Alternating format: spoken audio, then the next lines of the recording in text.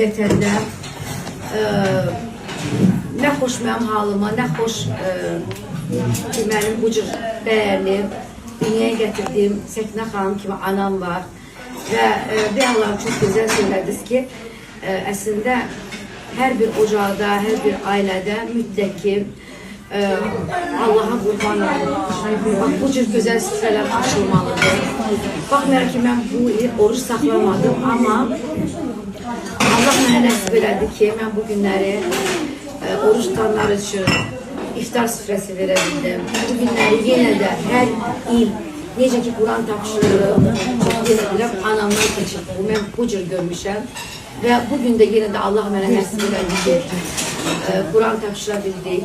Bu günləri imamlarımızı yad etdik, ölənlərimizi yad etdik. Allah bütün ölənləri rəhmət eləsin. Qalanlara can sağlığı versin. Mən həyatda bir neçə şeylərə görə həyatda peşman olmuşam. Kaş deyirəm ki, olmayaydı. Kaş mən onu eləməyəydim. O iki kaşlar var ki, o da yenə də Allah'ın qismətidir. Kaş ki, mən səndən iş olarak bir iş kurmuşdun, güzel işçi miydin, güzel prodüser miydin? Kaş ki, mən səndən ayrılmazdım. Mahmud çok değerli insandı. Ben bunu bir kaş ki, ben onu sonra başlamıştım ki, ben çok büyük bir insan itirmişim. Hem birbirine itiranlar sonra değerli.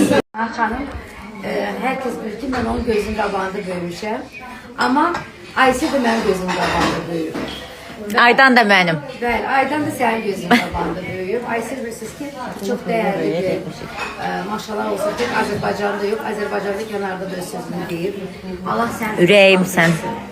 Allah bol eləsin süfrəfi, Allah qəbul eləsin. Allah sizə can sağlığı versin. Bu günləri Günay'ın buradadır. Günay da bilirsiniz ki, ümumiyyətlə mən zəhmətkeş xanımlara hər zaman dəyər vermişəm. Kişi zəhmət çəkir, amma qadınlar zəhmət çəkəndə bu iki qatlı alqışa layiq olan bir şeydir. Günay da mənim üçün çox hörmətli bir insandır. İllərlə tanıyıram, çox zəhmətkeş insandır, hörmətli insandır. Tek xanımların içində ilə kişilərin içində də hörmət qazanan bir xanımdır. Onun bugün anası buyurub bura, xoş gəlmişsiniz, səfa gətirmişsiniz. Allah sizə can sağlığı versin. Mənim Nərminim buradadır. Günləri həqiqətən də nə xoş mənim halıma, nə xoş ki, mənim bu cür dəyərli dünyaya gətirdiyim Səkinə xanım kimi anam var. Və bir Allah'ım çox gözəl söylədiniz ki, əslində hər bir ocaqda, hər bir ailədə mütləq ki, Allah'a qurban olun. Bu cür gözəl süfrələr açılmalıdır. Baxmayaraq ki, mən bu il oruç saxlamadım, amma Allah mənə nəsib elədi ki, mən bu günləri oruç tutanlar üçün iftar süfrəsi verə bildim. Bu günləri yenə də hər il necə ki, Quran tapşırırım, yenə biləm, anamdan keçib. Mən bu cür görmüşəm. Və bugün də yenə də Allah mənə nəsib elədi ki, Quran tapşıra bildik. Bu günləri imamlarımızı yad etdik, ölənlərimizi yad etdik. Allah bütün ölənləri rəhmət eləsin. Qalanlara can sağlığı versin. Mən həyatda bir neçə şeylərə görə həyatda peşman olmuşam. Kaş deyirəm ki, olmayaydı. Kaş mən onu eləməyəydim. O iki kaşlar var ki, o da yenə də Allah'ın qismətidir.